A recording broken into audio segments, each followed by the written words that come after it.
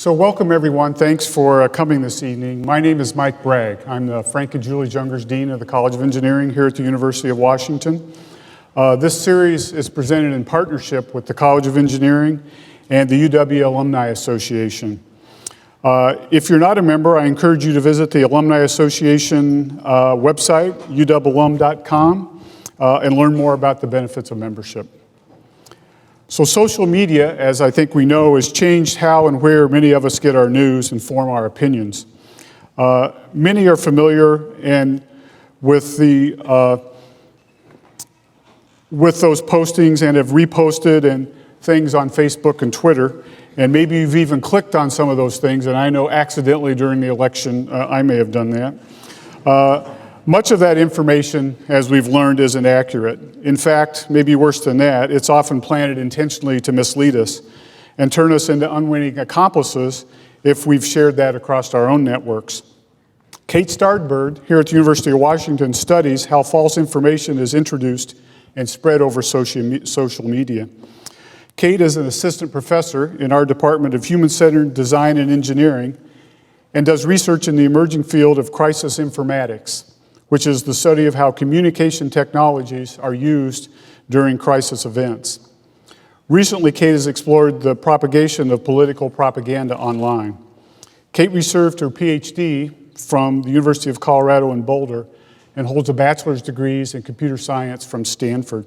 So it's my privilege to introduce to you tonight's speaker, Kate Starbird.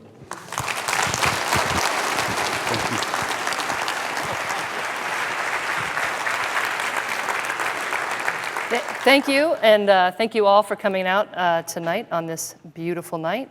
I'm going to jump right into the talk. We've all been hearing a lot about this fake news term.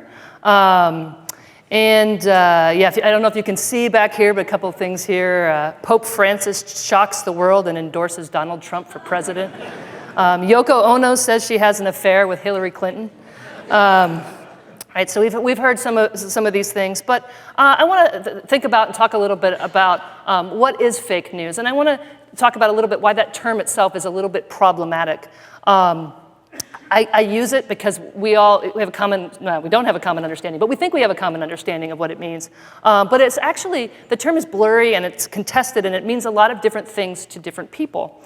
For some people, it means, it can be associated with clickbait news or these kind of the online version of the tabloids. This has, something about the Antichrist revealed, the solar eclipse or whatever, right? So, that's actually this year. So you can, and you get a sense of these sites that are trying to get people to just get their attention, so they'll go to their site and they'll see their ads and maybe buy some of their nutritional supplements. That's going to come back around, watch. All right, and then we also can talk about fake news as political propaganda, right? So these ideas like this one, these articles that are mostly false, all the way false, that are there to manipulate your political perception of things. This one says an FBI agent suspected in the Hillary email leaks found dead in apparent murder-suicide. So this wasn't true, it was completely false. It appeared in an article in a site called the Denver Guardian, which wasn't really a real outlet, but if you didn't live in Denver, you might not know that. And it was in the lead up to the election last year and had perhaps some impact on some people and reinforced their beliefs, which were, in this case, probably anti-Hillary already. But lest you think that this is only on the right, we also have political propaganda online on the left. Is Donald Trump preparing to flee to Russia? Insert your answer there. I won't. I'll refrain. But so we see this on the left as well. And in fact, this right-left stuff, when we start to look at a lot of these things, dissolves a little bit when we start to look at fake news. We also see this term fake news employed as a political tool, purposefully to sort of undermine journalism. And so though journalism is suffering a crisis, in no small part from like sort of the impact of technologies, and journalists are trying to adapt to these technologies, and in some ways there's been this sort of erosion of trust around that. We also see this frontal attack that equates journalist mainstream media with things like the clickbait news and the Denver Guardian, right? And so and so for different people, these terms, some people you say fake news, and this is now what they mean by that. In fact, I had a conversation with a family member about the big problem of fake news last December, and only afterwards realized that the family member was talking about this, and I was talking about clickbait news and political propaganda of false news. So this term has been used for a lot of different things. And so today I want to talk about, I'm going to try not to use it, but occasionally I will because it's effective, the fake news term. I'm going to talk about sort of misinformation, disinformation, and political propaganda. I'm going to give you a little bit of a roadmap of the talk.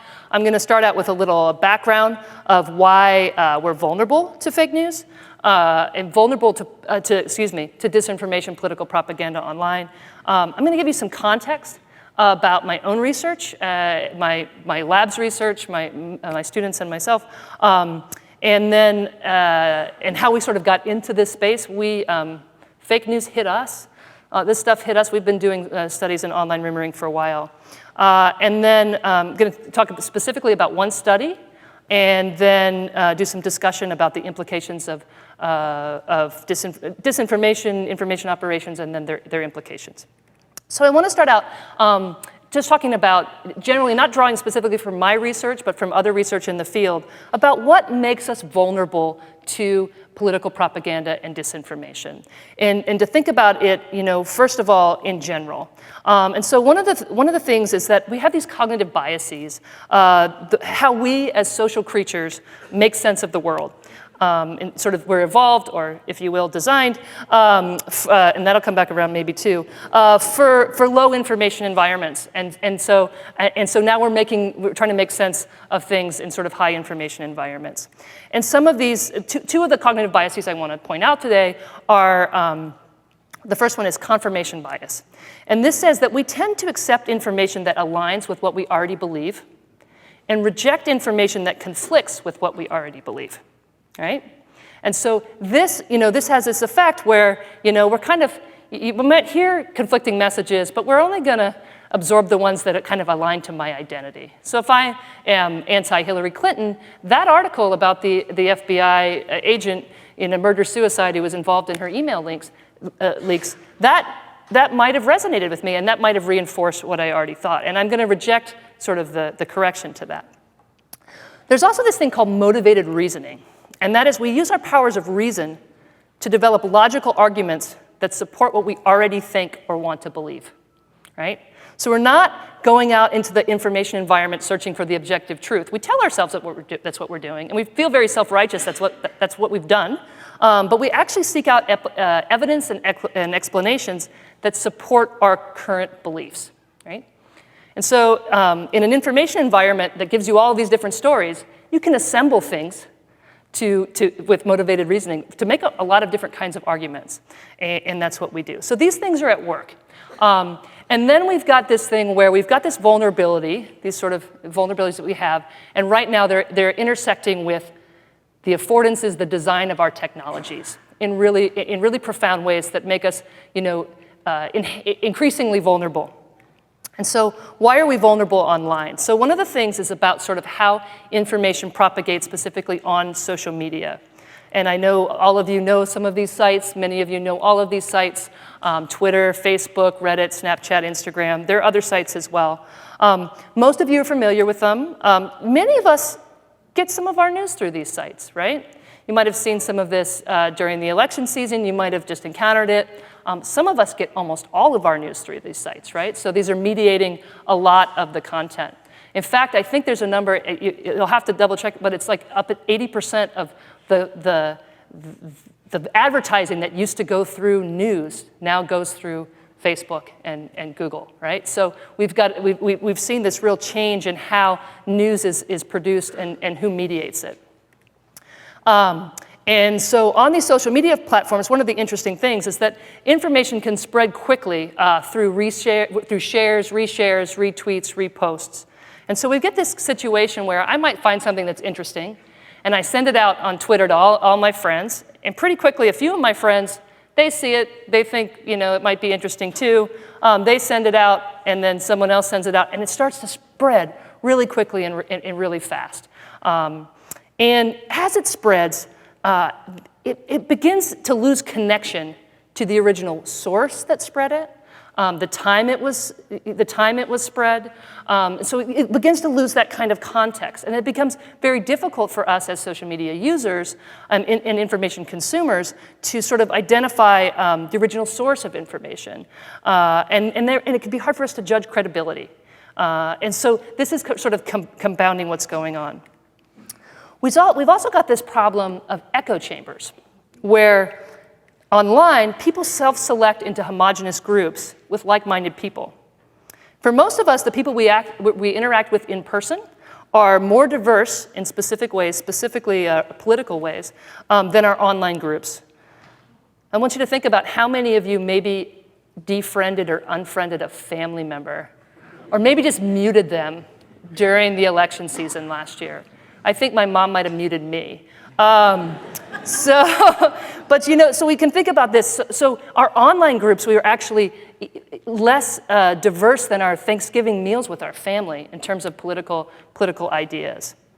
I want to give you an illustration of this from some of our data. So this is what we call a shared audience network graph. And what we did here, we're looking at a real small portion of the Black Lives Matter conversation on Twitter.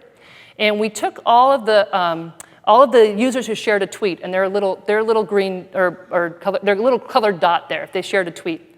And then we grouped them by people who had similar followers. So the people that had similar followers are closer together, and they're connected by a tie, and people who don't have similar followers are not. And so then we put them in this sort of network graph. And what we have here is two very different sides. And initially the graph came out one way, I flipped it around, but the left was the sort of left-leaning conversation. They're supportive of Black Lives Matter, and on the right is a right-leaning conversation, and they're not supportive of Black Lives Matter, and they use Blue Lives Matter kind of hashtags more and such. And then if you look at the retweet patterns on top of that, so that was the structure of their following relationships. If you look at the retweet patterns on top of that, you start to see that the messages aren't going in between them. They're just going out to their own little spaces, right? So they're just hearing more and more of the stuff that they already agree with, and they're becoming more politically divided, right? We do every once in a while see some cross between them. If we look at quoted tweets, they start to yell at each other on those. But we're not going to talk a lot about that. But for retweets, so we see these sort of echo chambers at work. And that means you're less likely to even encounter ideas that go against your political beliefs. We also have this problem of filter bubbles, right? So this is related to the echo chamber, but a little bit different. And I know that most of you know this, but sometimes I'm surprised when I give talks about how people maybe don't understand that when you're a Facebook user or even now a Twitter user, those platforms don't give you all of the posts from all of your friends. They choose which posts to give you based on your past behavior. So if you've liked something in the past, they're going to send you more content like that. If you've gone to that website in the past, they're going to send you more content from that website. So when one of your family members posts to that website, you're more likely to see it, or one of your friends. And so the algorithms, the programs that run these sites begin to learn your behavior and give you messages that you like to hear. So imagine like you've got this whole set of people that might be following the same person, and Facebook is going to send you different content depending on who you are. Now add that on top of targeted ads where they're sending political ads that people pay for that only they send one ad to the yellow and one ad to the purple depending on who they are and what they think they're going to like. You get a sense that you're going to see different kinds of things. And so echo chambers and filter bubbles together, they support motivated reasoning and confirmation bias. So not only are you likely to reject things that you don't like, you're not even going to see them anymore. We're just going to give you what you want to be engaged. We're going to give you more of that stuff that makes you feel good. And on top of that, users on these platforms get social cues that everyone around you thinks like you do. And that's another cognitive bias, because we begin to get this sense that if other people think like me and other people think that, then I'm going to think that too. And that's where you can start to spin in some of these spaces and start to develop political misperceptions and misperceptions of other kinds that are based on religious identity and other things as well. Another issue that we have in this space and why we're vulnerable is that repetition works. If you see something many times, it becomes familiar to you and part of the way that you think about the world, regardless of whether or not it's true. So just encountering this stuff out there, even if logically you can say, hey, that's not true, it's affected you emotionally and has reinforced or possibly changed a view that you have towards someone or something. And people know that, that are sending these messages out there. Additionally, we have evidence from repeated studies that corrective information doesn't work, right? This comes a lot out of from people that are anti-vaccine. They've done a lot of studies on like how can we, give them evidence or more evidence about the science and convince them that they should be vaccinating their children. And it turns out that the more corrective information that they have, the less likely they are to vaccinate their children. So they double down on it. There's a little good news on this, is there's starting to be some conflicting studies that suggest that there's some contextual features about how that corrective information comes in, if it comes in from a friend and a trusted friend. There are some possibilities, but again, this is a difficult environment to address some of these political misperceptions and other things. All right, so against that stage of why we're developing misperceptions, I'm going to change this talk a little bit, and I'm going to go a little bit more into the research that my students and I and my colleagues have been doing here at the University of Washington. And I'm going to talk about a particular kind of political propaganda and disinformation, or a particular kind of fake news. And that is conspiracy theories of crisis events. But I want to give you a backstage here, because we've been in this space of online rumoring during crisis events for a few years. And in fact, I've been studying social computing during crisis events for several years, ever since I was a PhD student at the University of Colorado. And we initially were studying, I used to give such a happy talk. I really promise I did. And I'm sorry that this isn't one. But I used to give a happy talk. Even though it's really kind of the worst of times, we were focused on the best of behavior, the best things about people. When people would come together after a disaster event and try to help each other, or help a neighbor, or help someone halfway across the world using these platforms. And we were focusing on that. We've still got research in that space as well. But all along, we kind of knew that there was this online rumoring and misinformation happening. And in fact, when we talked to emergency responders, they would tell us that was one of the reasons they were reluctant to use social media, was all this misinformation. To give you a couple examples of that, we've got some really obvious stuff. So during the 2012 Hurricane Sandy, from the aptly named Comfortably Smug, we have this and several other completely false tweets that he sent, knowing that they were untrue, and they got hundreds of retweets. And then, things have really expanded since 2012. 2017, Hurricane Harvey. We've got this shark here. I've seen this shark. He's been swimming in every hurricane water for years and years and years. I see this shark over and over again. But this guy decides to pass it on again. He misspelled Harvey over there. So I just want to point that out. Also, he calls himself a journalist and a blogger. It turns out at the time he sent this, he only had like 1,000 followers, so we can kind of understand what it means. But that kind of speaks to, online, anyone can say they're a journalist. And that there's a blurry line between what a journalist is and what a journalist isn't. And that actually is feeding into some of this space, right? Some of the problems that we're seeing. So here's another example. We call these the clickbait rumors of online rumoring in disaster events. So we saw this behavior, and then a couple years after I got here, I can't remember exact year, I started working with Bob Mason and then Emma Spiro at the iSchool here on projects that were funded by the National Science Foundation, just to look at online rumoring during disaster events. To give you a little background of how we entered that space. Turns out rumors existed before the internet, and we actually entered in a way where we weren't problematizing rumoring behavior.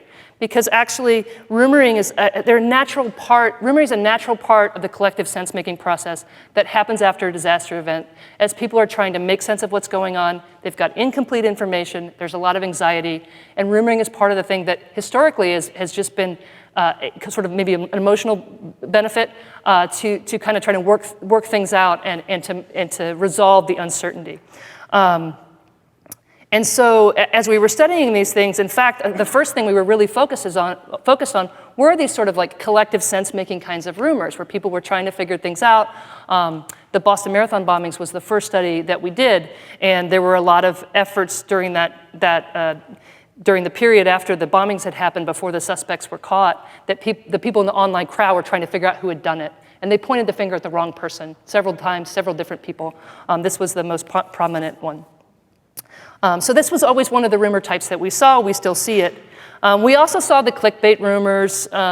This rumor that said that this little girl had died while running the marathon. Little girls this age do not run marathons. So she's not even running. And it's a 5K bib that she has. She's okay. So she's okay. But this one, 90,000 tweets in 2013, which would probably be 9 million nowadays. No, maybe not, but close. So those are the kind of two types. And then this was a third type that we saw in our very first study. I want to read out this tweet for you. Boston bombing smells like a CIA Black Ops false flag setup. Again, don't be fooled by the mainstream media lies. So this was a tweet. It happened a few hours after the event. It was one of several, maybe 20,000 similar tweets that suggested that the bombing wasn't perpetrated by the two young men who became the commonly held suspects, but instead was perpetrated by the US government. At first they blamed it on the CIA, later they blamed it on the Navy SEALs. This was the first time that our group became aware of InfoWars as a website. I didn't know what that was. I now do. If you don't, I don't recommend it. If you do, I'm sorry.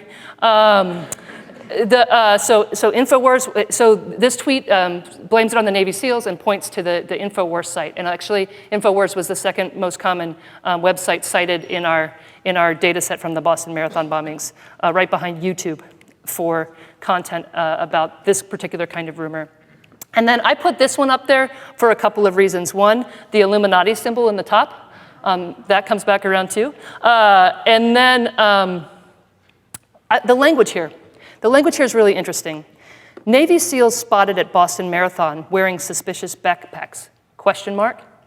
So individually, this wouldn't be weird, but we did a whole study on the kind of language that people use to express uncertainty during rumoring. And for the conspiracy theory the rumors that we saw, there were always these leading questions and this speculative language. There was a way of talking about this, like a community of practice of people that talked about it in this way. So a lot of the tweets about this had that kind of language. So when we first saw that rumor, we added it to our study. We were studying online rumors. That was one of them, and we had 6 different rumors. That was one kind. And then we kept seeing this kind of rumor happen again and again and again. So in every event, every man-made crisis event, we study non-man-made events as well. Every man-made crisis event, we would see these rumors show up that the event, either it was a false flag, so this claim of a false flag is that the event wasn't perpetrated by the commonly held suspects, but was perpetrated by someone else and blamed on them. And usually someone else was the US government in some capacity. Or that the event hadn't happened at all, but it was staged by crisis actors, like the claims around Sandy Hook not having happened, right? So we would see this same rumor happen over and over again. And we saw how it was connected in many ways through conversations to theories about 9/11 not having happened and Sandy Hook. And I didn't want to study it. I told my students, you know what, I don't want to do another rumor like that. Let's just leave it alone. Every time, here we found another crisis actors rumor. I said, no, I don't think it's really important, and I just don't think that's something we need to be studying. We already kind of know how that works. I was wrong. In the early 2016, my students started to show me graphs of who was interacting around some of these conversations, and we started to see patterns that didn't make any sense. Different communities of someone associated with the anonymous group, and then these people that were very active in conversations around WikiLeaks, and then people that were sort of talking about white supremacy, and then these really kind of very vocal Trump voters. And we were like, why are they don't seem like they should be connected, because they were people from that seemed from the left and from the right. We just didn't understand why they were connected. And I was like, guys, I think there's something wrong with our data. Let's go look at that again. And then things became a little bit more clear as 2016 went on, and that we decided there probably wasn't something wrong with our data. And so I decided in December of last year to go back and study specifically just alternative narratives or conspiracy theories of these crisis events, specifically shooting events that had happened in 2016, with an eye towards not just the tweets, but also what the surrounding information space was, and who was talking about these things, what websites were being cited. So we conducted a grounded, interpretive, mixed method, qualitative, quantitative, visual analysis. It's a lot of different words. We're still trying to figure out what to call this process. But it's essentially like we do analysis that involves quantitative analysis, some statistical stuff. We do graphs of different kinds. I talk about it as looking at the 10,000 feet view, and then we'll find interesting places and we'll jump in at the tweet by tweet view and really dive down and do qualitative analysis. And we did that again in this case. Our method, we collected Twitter data on shooting events in 2016 using a few different hashtag or search terms, excuse me, not hashtags, just search terms. We use the Twitter streaming API. Twitter allows us to tap into their APIs, which is into their servers, and essentially, and not just us, anyone can write a script or a program that pulls down information from Twitter, and you can search on certain hashtag terms. And so sorry, not just hashtag terms, we can search on any term. So we were searching on shooting-related terms. We ended up with 58 million tweets over the course of these 9 months. And then we scoped those tweets using these terms that we already knew were associated with these conspiracy theories, because we had all this contextual knowledge from studying it before. And this became a much smaller set of about 100,000 tweets. I call it medium-sized data, and that's something that is a little easier for us to deal with. You might think of it as big data, but in my world, that's almost small. And I'm going to give you a couple example tweets, and I'm really sorry about some of the content here. It is about the Orlando Pulse nightclub shootings, which were catastrophic and quite sad. And I want to show you a couple of the example tweets from this kind of set. This one, was Orlando shooting a false flag? ? Shooter had ties to the FBI, regular at club, did not act alone? ? Then it has a link, right? So you see that same kind of language again, same kind of thing. Here's another one. More Orlando shooting hoax. Proof. Same actors in Sandy Hook and Boston Marathon fake bombing. Gun takeaway agenda. So one of the things about the shooting events is they claim that the government, especially the left-leaning government, was perpetrating these shooting events in order to give rationale for gun control. So that was kind of the rationale they were using. Here's another one. It comes from a suspended account, and so I don't have a nice picture of it anymore, but I think it's important, and Twitter actually suggests that we should be taking these out of our data sets. Unfortunately, some of these are the most important ones because these suspended accounts are the ones that are and sometimes most problematic. And so I'm going to read that here. Orlando shooting was a hoax, just like Sandy Hook, Boston bombing, and San Bernardino. Keep believing the Rothschild Zionist news companies. So there's a couple things happening here that we began to see as a pattern, and I'm going to point them out. One of them is attack on the news companies, attack on the media, and the other one is not even a veiled sort of reference to long-held anti-Semitic conspiracy theories that have been used to motivate political action and violence in the past.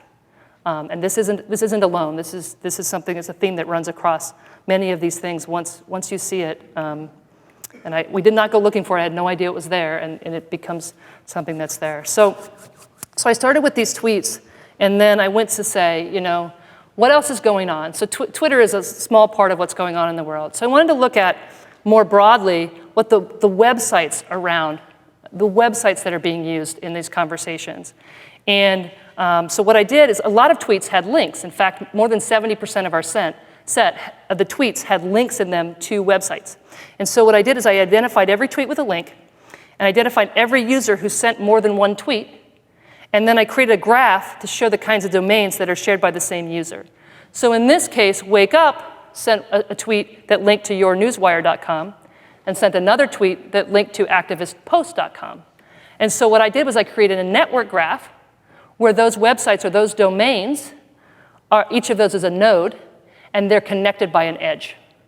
And if more users sent tweets to both sites, that edge would grow stronger and thicker. So you get a sense of the same kinds of websites that appeal to the same people. And I created this graph. And I'm going to talk about it a little bit here, and I might leave the podium to go talk about some things. So the first thing I want to point out is that there's 3 different colors here. And those colors are, I went back and I read content on these sites to see how they talked about the conspiracy theory. And so in the purple here are sites that talked about these alternative narratives. They said Orlando Pulse was the person who perpetrated it was working with the FBI. So they were sharing these alternative narratives very explicitly. And that wasn't the only shooting. There was actually many shootings in there, and they referred to different ones. Now, the Washington Post and the ones in yellow, New York Times, they actually tried to debunk. They specifically tried to debunk these theories.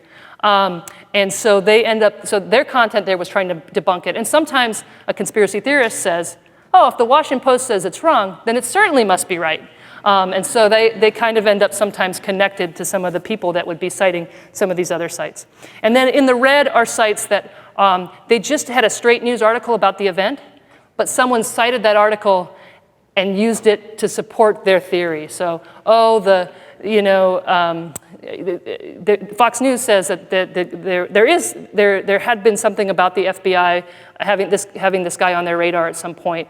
And so the Fox News just has that straight story, and then someone who follows Fox News said, oh yeah, look, he did have things with the FBI. I think the FBI's in on it, right? So the red, they're just kind of part of that ecosystem in a slightly different way. There's some interesting sites here, different kinds. We've got beforeitsnews.com, which is basically just a site that aggregates news and pumps it out. A lot of the news they aggregate is of this type. We have Veterans Today, which is a site that's targeted towards veterans. It actually, I came to find out by reporting some of their by talking to some of their advertisers that their demographic is U.S. veterans and military personnel, and their content is highly anti-Semitic. It is very conspiratorial. It says, they often say things about these events not happening in different ways. And they have a working partnership with an outfit called the NEO, which is an academic think tank in Moscow. And it's funded by the Russian government. These things are happening there. There's a lot of other interesting sites. I'll point a few out as well. Another thing we found in there were bots, right? So here are, in this site, we have bots. Many of you have heard about bots. We also use the terms computational propaganda. The idea that a computer program operates a bunch of different accounts, and they can coordinate those accounts to post out content together in ways that take advantage and game the system to amplify their messages and their narratives. And so we found evidence that InfoWars was sort of promoted by a bot. About two-thirds or three-quarters of their content came from a bot. We don't know that InfoWars owned that bot. I don't think they did. I think somebody just wanted to promote InfoWars content and so had it going there. We also had this account, realstrategy.com, I had to take out of the graph. It's the only account I took out of the graph. If you leave it in, it's attached to everything and it pulls everything into a big hairball. But they had about 7,000 tweets, and they it's a group of about 700 accounts that is coordinated and tweets together.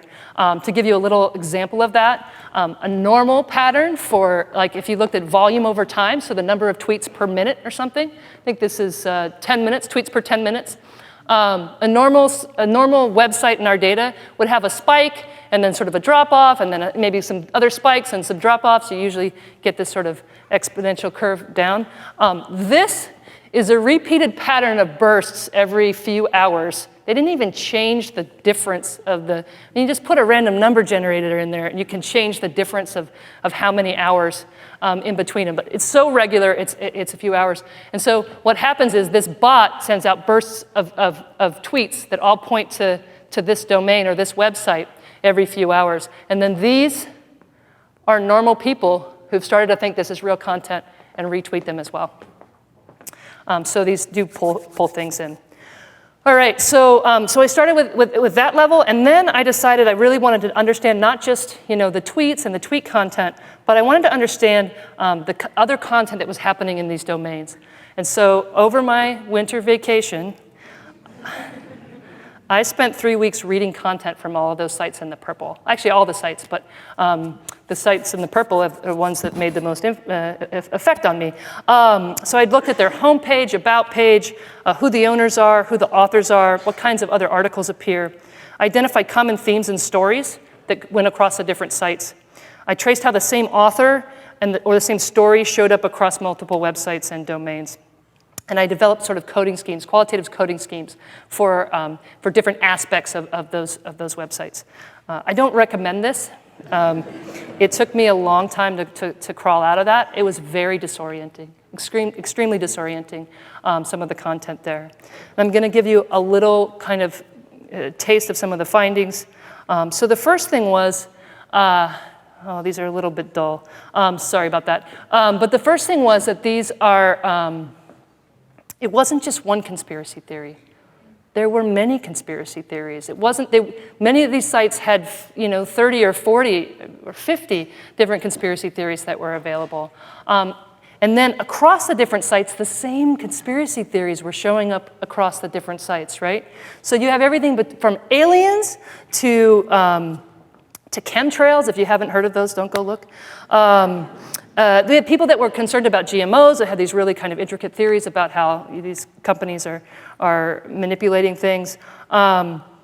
Illuminati, New World Order, these ideas that powerful people control world events, that there's some sort of cabal of people that's controlling how everything happens. And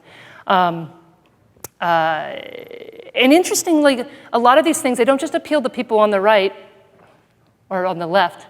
They have, someone might come in, many of us might be a little concerned about GMOs, and then you might end up going into these spaces and then experiencing some of these other things. So evidence suggests that believing in one conspiracy theory is predictive of believing in another. So you can think of some of these sites, and we don't know the causation of that, right? But you can think of some of these sites as being gateways from one idea to another. And I have had some conversations since I started giving these talks with folks that are in these spaces. And I talked to one person who said, yeah, he went in kind of concerned about GMOs and found some content on Alex Jones's site, the InfoWars site. And then he began to see things about the 9/11 conspiracy theories, and he thought that the evidence was pretty strong against that. He became anti-vaccine. So he became against vaccines. And then in our conversation, it actually started around, he was thinking about the flat earth theory as being a reasonable explanation for the world. And I'm not kidding. At first I thought that theory was like a plant from a scientist doing an experiment, but there are people in these spaces who are believing this. And then I said, one of my last comments was, they're just trying to sell you a product. And I meant they're trying to sell you the advertisements. And he's like, what do you mean, the nutritional supplements? Because those things really work, and they're much cheaper than you can buy them on another site. And I was like, holy moly! But it's not. It seems kind of funny, but it's not. It's not funny at all. They're funding a lot of this in that way, and other people have done the same thing. Nutritional supplements are they're selling products to these people. They become some of these people become very embedded in these communities. Sunstein and Vermeulen talk about having a sort of they call it crippled epistemology. I would like to call it corrupted epistemology, where you start to think about the world in these ways that powerful people control things and everybody's lying to you, the media is lying to you. And it becomes a way of thinking about everything you see in the world. And you can see that these things start to appeal to you. And among them, there's some lower level narratives, and they start to connect them to higher level narratives. Don't trust the media, don't trust the government, especially don't trust the US government, right? So these are the things that are happening in these spaces. One of the things that I saw that was interesting is it wasn't left or right as we would think about it. So I'm not a political science major, and I went in, I knew it was political, I knew this conversation was politicized since I'd seen it related to the Boston Marathon bombings. But I went in looking for U.S. right and U.S. left, and that's not really what I found. What I found was something that really had kind of concentrated around nationalists versus globalists. This idea of anti-globalism was a term that they kept using. And anti-globalism appealed to people on both sides of our political spectrum. So for people on the left, anti-globalism meant anti-globalization. It means you were against the exploitation of people in other parts of the world, in developing countries. For people on the right, anti-globalism meant anti-immigration. It meant we're hearing about this rise of nationalism. Well, for them, that's what anti-globalism means, right? So they use this term to pull in people from both sides of what we would think of as a political spectrum, and it became a very different kind of political idea. Another thing is there was a strong anti-media, anti-mainstream media, very overt conversation about how you shouldn't trust the media. And in some ways, you have to understand this. This is an alternative media or pseudo-media ecosystem. And so maybe it's not surprising that they would be trying to say, oh, we're the real news and that's the fake news. But I want to give you an example. So there's this site called 21st Century Wire. It's not huge in our graph, but it's really highly connected to a lot of the other conspiratorial sites in terms of people that go to these sites go to 21st Century Wire. And I want to read you their about page, not because it's spectacular or there were a lot of different pages that had a similar about page. But this one hits on a lot of notes all at once, so I'm going to read it. I'm going to get shorter so I can see my slide. The 21st century is the beginning of a new information epoch, and you, the reader, are the freshman class of free and critical thinkers in a new and dynamic information age.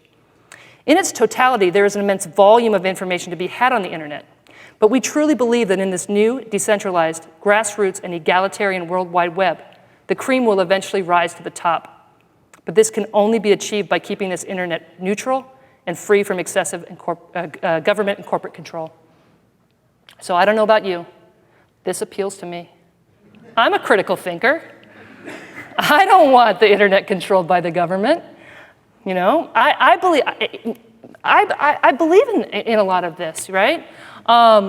And this really appeals to me. I can see how it appeals to other people. And so many of these sites were using the concept of critical thinking to attract readers and urging them. I don't know if you've ever talked to a person that's in this space, but they'll say, I did my own research. I did my research. I went on these sites, I did my research. And these sites will say, well, do your own research. We'll give you the facts, and you can make up your mind for yourself. So 21st Century Wire actually had content on all of these different things, from aliens to blaming George Soros for everything that's wrong in the world. All of these different kind of conspiracy theories appeared on this site. Everything except nutritional supplements, which made me think about what their financial model was. Right? Another aspect of this, which showed up a little bit in my first paper that I wrote about it, but a lot of conversations since and a lot of post-research after we published to think about the salience of state-sponsored media in this space. I don't know if you know, but today Twitter disallowed RT and Sputnik and I think Press TV from promoting advertisements on their platform. But in my data set, those sites do appear. Press TV is funded by the Iranian government. RT and Sputnik News are funded by the Russian government. And there was another site that was a Russian-Ukrainian, Eastern Ukrainian think tank in there as well. But these sites actually weren't very prominent. They're just kind of in the ecosystem. There were these other sites, like Veterans Today, 21st Century Wire, globalresearch.ca. And in fact, a lot of that ecosystem was very pro-Putin, like very overtly pro-Putin in the content, pro-Russian in their current manifestation of their government. And then these sites, Veterans Today has as I said, an established partnership with a Russian government outlet. 21st Century Wire, I'm pretty sure has a pretty tight relationship with them. Globalresearch.ca has a historical kind of pro-Russian perspective, right? So these this information space has a very strong kind of leaning towards that. And that, I don't think it's the only thing going on there, but it speaks to something that we were seeing and that I learned a lot more about after I published my first paper. Well, actually, sorry, I had my first draft and I was circulating around the university. And I ran into a Ukrainian scholar, a scholar of Ukrainian studies. And he pointed me to this paper by Pomerantsev and Weiss, 2014, that talks about disinformation and the strategy of disinformation. And I read it and I was like, oh, this is what I'm seeing, and this is what's going on here. And their idea of disinformation that they borrow from like the history of specifically Russian tactics of disinformation, but have been used by others as well. The purpose of disinformation is not to convince. The purpose of disinformation is to confuse, to create muddled thinking across society, with the idea that a society that doesn't know where to go for trusted information is easily manipulated. When we don't know who we can trust, we begin to get passive. We begin to say, hey, I don't know what to do. I'm not sure about this. I'm just gonna step out and kind of let this happen to me, because I don't know I don't know what's true. And I want to talk a little bit about how that manifested in some of our research. So a few years ago, after the Malaysian airline Flight 17, which was flying over Ukraine, and it was shot down. So this is a study we collected data on. And it was shot down, in the mainstream view is that it was shot down by Ukrainian separatists that were funded by Russia. And Russia's view is that it's anything but that, and they have a lot of different theories about what it might have been. But we tried to study this data in our rumouring. And so we collected the data, and we were like, okay, what are the rumors? What are the corrections? What's going on there? And eventually we weren't able to do it. Our methods wouldn't work. They broke. And here's how my student who was leading that effort described it. He said, analyzing the tweets from the MH17 crash felt very different from other events we studied. With most events, as over time we would begin to appreciate the different strands and elements behind various rumors or stories. But for the MH17 data, it seemed to be an endless quagmire of confusing and contradictory claims. I felt increasingly frustrated, disoriented, and uneasy. It felt like I had spent hours staring at static on a television screen, or walking around with a radio taped to the side of my head, blasting out white noise. Eventually, tuning out and walking away seemed like the more healthy thing to do. And so that's what we did at the time. We decided not to study the event because it was just too mind-numbing. And this is actually the strategy, is that you tune out the information space because you just can't make sense of it. So I'm going to start to wind this up here, but I want to give you a little bit more context thinking about information operations in 2016. Information operations is a term that's used to talk about how governments deploy disinformation or other kinds of information war. And we were seeing this on Twitter, but Facebook had this going on as well. And after initially denying it, in April of 2017, they did release a report that said they acknowledged that information operations had happened on their platform, including the spread of false news, disinformation, and the use of networks of fake accounts. And they acknowledged that they've begun to acknowledge more. Initially, they didn't name who. They said state and non-state actors, but now they've acknowledged that it was Russia and WikiLeaks that were involved in some of this. And so we know that this is happening. And so it's not just happening on Twitter, it's happening on Facebook as well, and clearly it's been happening on a lot of our social media sites because they were there. They were tools that someone could use to attack our democracy. So what are the implications for democratic societies? One of the implications are that people may be misinformed or disinformed. And I think, perhaps this isn't the biggest problem. That somebody has a conspiracy theory, or that they don't, conspiracy theory, but someone believes that, that maybe one of these events didn't happen like the media says it didn't, the media says it did. I don't think that's problematic. Having an individual's, I would not argue that we need everyone to be on the same page about everything. It's good to have some healthy skepticism in a society, and we don't need to go fix everybody who has, a belief that doesn't align with ours. But I think the more profound problem is this bigger threat of this reduced trust in information providers, including journalists, and reduced trust in our information systems. As we acknowledge that we're vulnerable in these information systems to this kind of attack, we become even more skeptical. And that skepticism is actually, it's the goal. The goal is that we don't trust the information that we have access to, and that we become passive. And so what do we do now? As I said, I don't really give the happiest talk. Unfortunately, I don't have a lot of solutions. I think a lot of the researchers in my space and other spaces, we're all converging into this question. We don't know all the answers. I think it's important for us to understand how our information streams are being polluted. I think it's important for us to educate ourselves and educate others. I've been giving this talk to libraries, elder living facilities, in classrooms. I'm here tonight. For me, that's the thing I can do.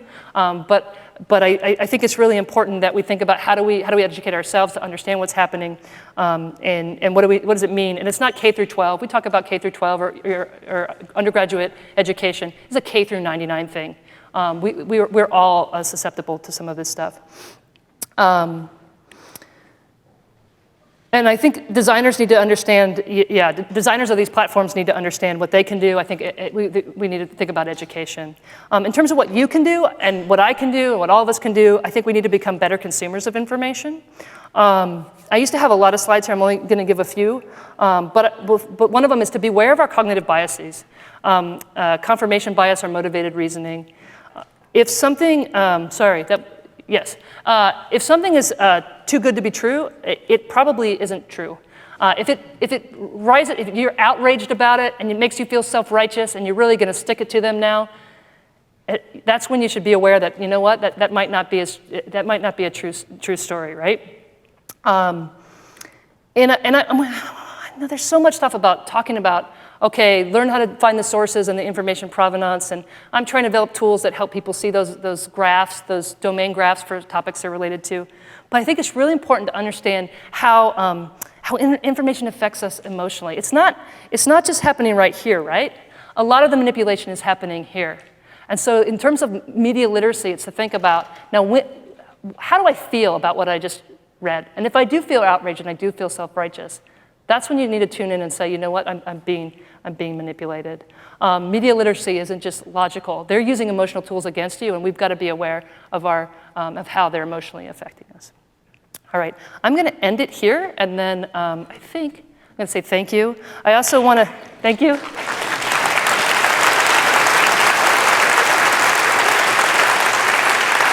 I want to thank all these great students that have been working with me. If you don't like anything I said today, it's not their fault. But if you do like it, then they're totally involved in all the pieces. So I'm willing to take the blame and give them the credit, and the National Science Foundation. So thank you.